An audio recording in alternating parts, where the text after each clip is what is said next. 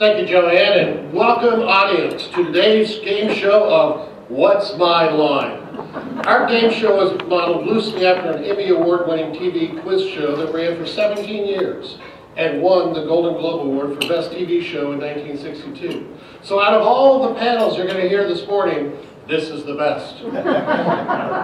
In our version today, you, our most lovely and loyal viewing audience, will be asked to vote twice.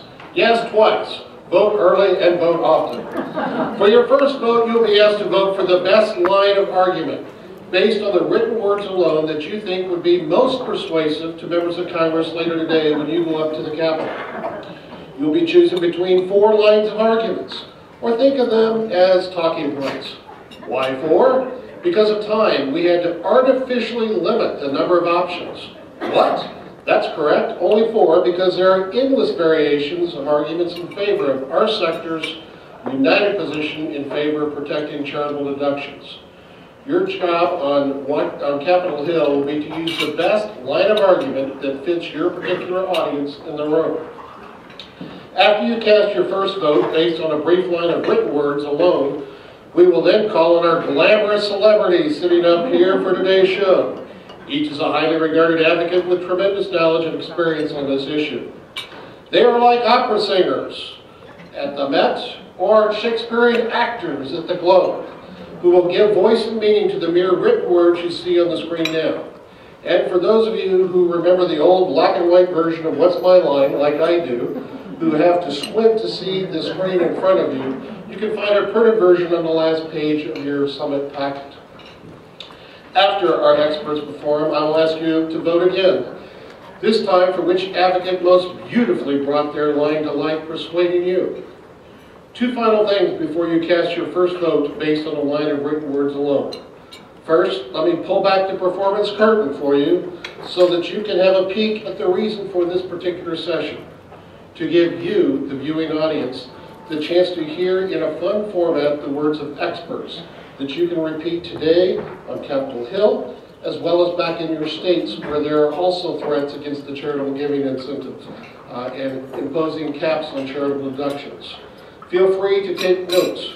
Second, please join me at this time in thanking these experts who have given up their time at this decidedly non-prime time hour to join in advancing the missions of their nonprofits and your foundations. Okay, we're now ready for you to cast your first vote. The options are: A, nonprofits employ about 10% of the U.S. workforce. If you cripple them by causing donations to diminish, you hurt the economy as a whole. B, the charitable deduction is a lifeline, not a loophole, as it funds the essential safety net services provided by charities for the millions of most vulnerable Americans. C, and the survey says, the charitable deduction works. If it ain't broke, don't fix it. And D, the charitable deduction is unique, as it is the only deduction which requires that assets be given away for public benefit with no tangible return for the donor. So which of the 4 lines of written words alone are most persuasive? Which do you prefer?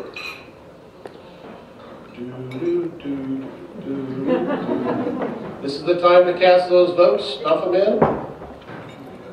And the answers are...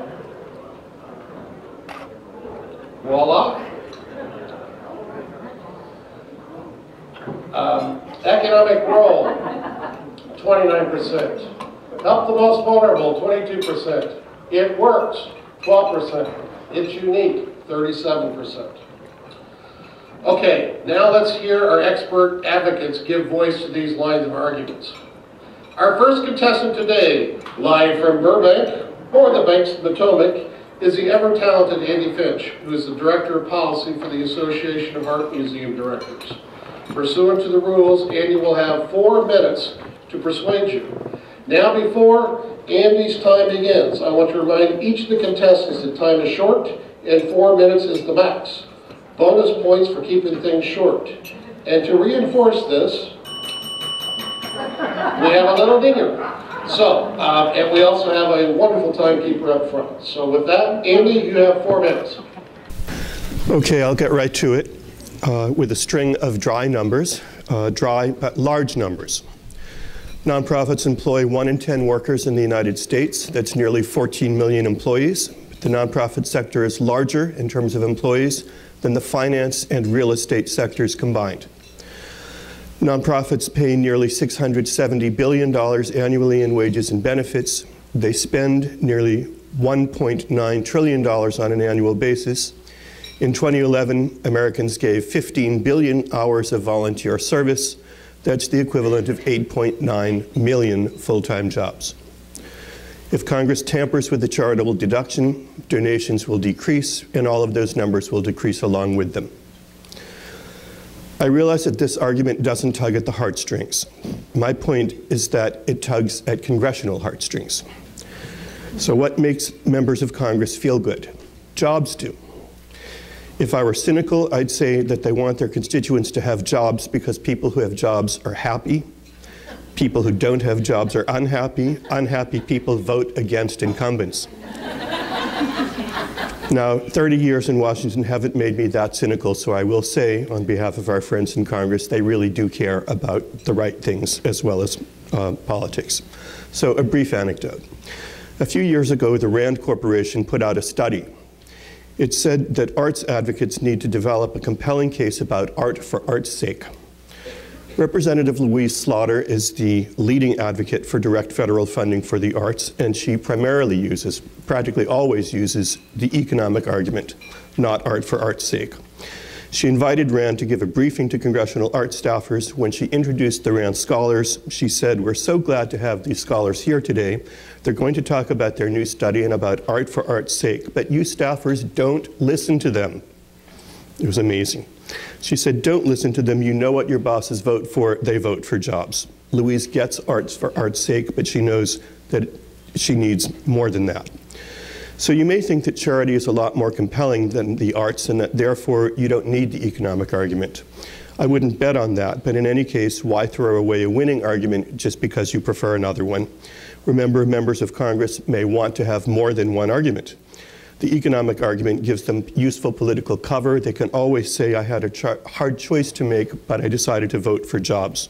When you give them more than one argument, you're actually helping them out.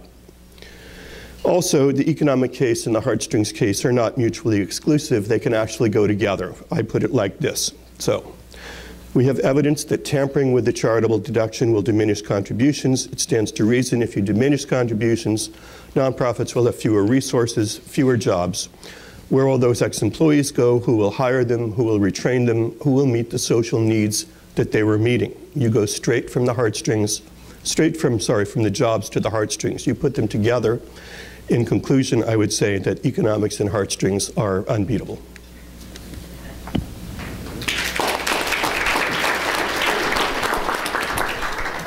Thank you, Andy. Our next contestant this morning is the tax guru we all turn to for the voodoo that you do so well, Stephen Wolf. No. Stephen is the Senior Tax Policy Counsel of the Jewish Federations of North America. Stephen, you now have 4 minutes to persuade us. Thank you, Tim, and it's a pleasure to be here. And I will try to tug on your heartstrings because the charitable deduction is really. Am I not on? I'm on now. Can you hear me? Yeah. Okay, there you go.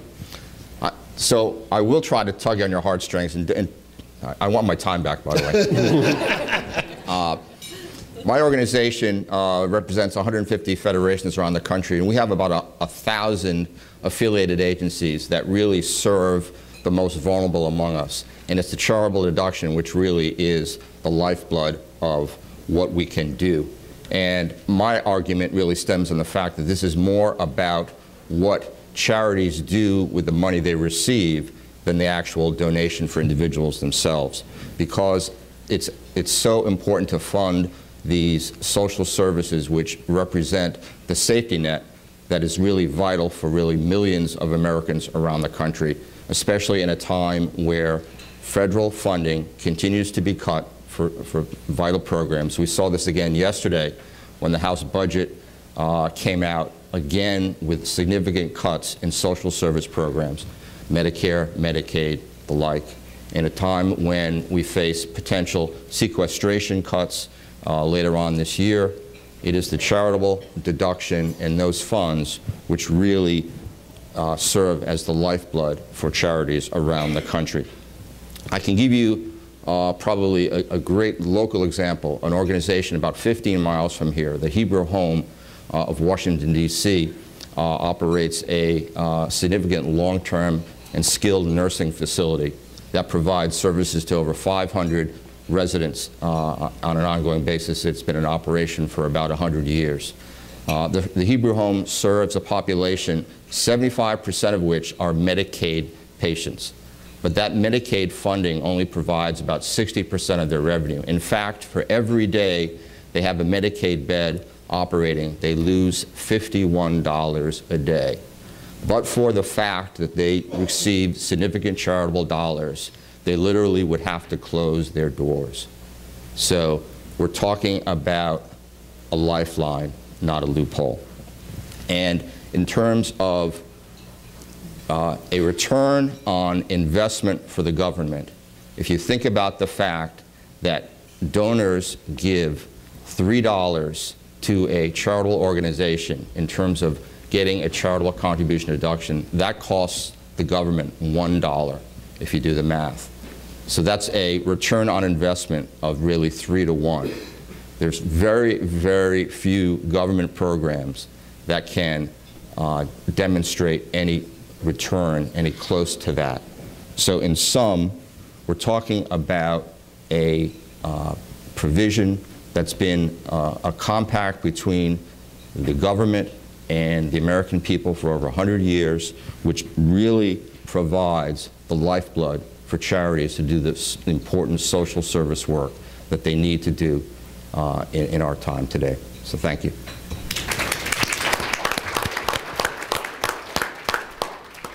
Thank you, Stephen. Now, audience, please help me in welcoming the witty and charming Sue Santa. Sue is the Senior Vice President for Public Policy and Legal Affairs at the Council on Foundations. Sue, to win the glorious prize, you have 4 minutes to persuade the audience. Thank you, Tim. Here's what we know. The charitable deduction works. We know this because we talk to donors and they tell us that the deduction matters. They're going to give more money because of it, and they're going to give less if it gets chipped away. We also know that the charitable deduction translates into work on the ground. Now, as Steve said, as government programs and funding continue to shrink in many, many areas, philanthropy is viewed as the answer. It's the savior. It's viewed as that pool of resources that will fill the gap. Well, here's what we also know. At the same time, governments in both states and here in D.C. advance proposals that would chip away at charitable giving. Well, we can't do more if we have less. And what we know is supported by the numbers, and they are convincing. Here are a few. Americans, that would be voters, the voters that Andy talked about, understand the value of the charitable deduction, and they overwhelmingly oppose changes to it. A United Way poll found that 2 out of every 3 Americans would oppose a change to the charitable deduction. A Dunham and Company poll found that 75% of Americans wanted the charitable deduction to remain as it is. Now, the most compelling numbers tell the story of how the giving will decline if the deduction is reduced. The most recent research was conducted by the American Enterprise Institute. It found that a 28% cap on the charitable deduction would reduce giving by 4.35%. Now, that doesn't sound like a lot? Well, let me translate for you. That's $9.4 billion in 1 year alone. Other studies find the same. The Center for Effective Government found a loss of up to $91 billion over 10 years. And the Center on Philanthropy at Indiana University, who just looked at high-income households, also found a cap would reduce giving by several $billion in the first year alone. Billions and billions of charitable dollars, billions and billions less for communities. What does that look like? Well, a few years back, the Charitable Giving Coalition offered this comparative. $5.6 billion is the operating budgets of American Red Cross, Goodwill Industries, YMCA, Habitat for Humanity, Boys and Girls Clubs, Catholic Charities USA, and American Cancer Society combined. That's a lot of money.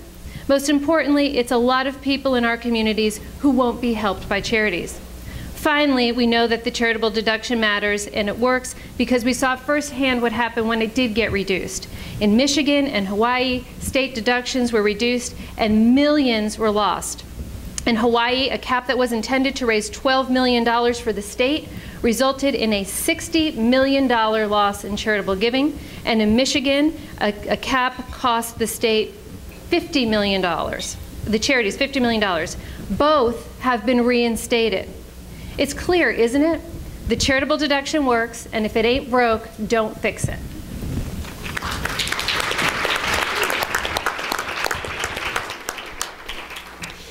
Thank you very much, Sue. Now we're going to turn to my good friend Steve Taylor. And as soon as I find my right sheet here. Okay, now we go. Our final contestant today is the always popular Steve Taylor. In his day job, Steve is the Senior Vice President and Counsel for Public Policy for United Way Worldwide.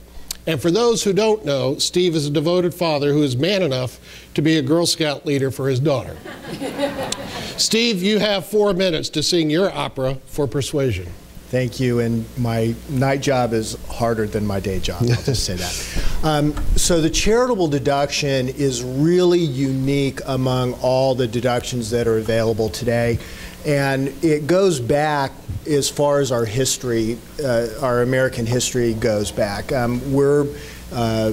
have a long tradition of charitable giving. It reflects a core value of Americans, and our tradition of giving precedes our tax system, our federal income tax system anyway. The federal income tax has existed for about 100 years. And when Congress first enacted the permanent federal income tax, their chief concern was not about how would this income tax affect the housing market or the healthcare market. Their primary concern was how the federal income tax would impact charitable giving. The income tax initially only affected about 1% of the population, but they were really concerned that it would reduce charitable giving back 100 years ago. You fast forward to today, and there are so many deductions, so many exclusions, so many, some would say loopholes in the tax code. All of those are there to stimulate some sort of economic activity, and they benefit someone aside from just the fact that an individual or company might be getting a tax deduction. So I referred to the housing market a minute ago. Take that deduction, for instance, and we're not against the realtors or anyone else that is in the process of defending tax policy that benefits their market. But the fact is that when an individual takes the mortgage interest deduction, they get that deduction, but they also get to own a house. And if they take the health care exclusion, they get health insurance. So they get the tax deduction, but they get something else. There's some other sort of value. The charitable deduction is different from all of those other deductions because the person who is giving their money away isn't receiving any other benefit. They're just giving their money away back to the community. So this deduction really is unique in the tax code because it creates an incentive for people to give an asset or money away, and they don't get anything else in return except for that. So the charitable deduction really is unique, and I think that's a persuasive argument, and I think I'm going to win. So thank you. Thank you, Steve. Before I ask you to take your final vote, let me just hit the pause button for a moment and allow you to then reflect upon the wisdom that you heard that you can take up to Capitol Hill today. But I ask you, as I'm pushing this pause button, to not only think of raising these today, but also back home. As you heard Sue mention, there have been threats out in the states. They took the charitable deduction away and the tax credit away in 2011 in Michigan and in Hawaii. That was to the tune of $100 million or so loss in communities in those states. In 2013, can you tell me how many states either attempted to fix or defeat attempts to change charitable deductions? Anybody know? Probably not, because most of us focus only on D.C. We don't look at our own backyards where the threats are real there as well. It was 6 states. And the National Council of Nonprofits Networks, not only our state association members, but also our strong allies sitting up here and out in the audience, were able to roll those back in Hawaii and then stop them in the 5 other states. 6 times 50 million is $300 million a year in 2013. And again, last year, those benefits continue to roll forward. That's $600 million that we were able to protect out in your own home states. So please get involved in your regional association of grant makers and not just look at the federal stuff, but also your home state activities. How many of you are aware that the threats are going on in 3 states today? 3 states are now looking at capping the charitable giving incentive, or the charitable deduction. You can see me afterwards to find out which states, but you are at risk. Okay, audience, now it's your turn to lift your collective voices by voting for the winner. Who most persuaded you with their oomph, their pizzazz, their cha-cha-cha delivery? And a prize awaits the winner, and you get to decide. Now, as you're also looking at which of these 4 options you're going to vote for, recognize the importance of how you need to be taking the arguments that you heard and mixing them up with the audience. Some of these arguments will play better in Republican chambers than in Democratic ones. You need to have the argument that best supports the motivating your audience and not just you. So, you get to decide. Was it the thoughtful analysis of option A, the economic reality of nonprofits providing 10% of American jobs, delivered by Andy Finch? Or option B, the lifeline for community needs, not a loophole for the rich, as performed by Stephen Wolf? Perhaps it was option C, Sue Santa's rendition of the old honky-tonk favorite they sang when I was in Texas, if it ain't broke, don't fix it. Or finally, you can cast your vote for option D, the don't tax what someone's already given away soliloquy, as dramatized by Steve Taylor. And the winner is, drum roll please. It works. 48%.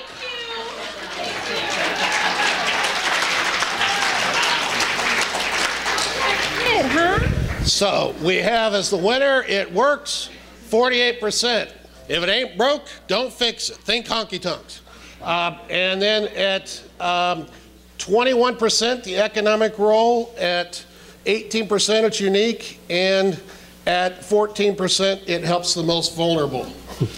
Now recognize that might be 14% here, but if you're in certain offices, being able to make the pitch that the demand for services is going up, up, up, and the resources available are going down, down, down, and we're stretched at a proportion, that can be a winning argument in many offices. But here today, with this office, the winner is Sue Santa. So, Sue? But actually, the biggest winners today are you, our loyal studio audience. You've now heard the best arguments in favor of protecting charitable deductions. Please use the knowledge that our expert advocates have shared with you this morning when you're on Capitol Hill today.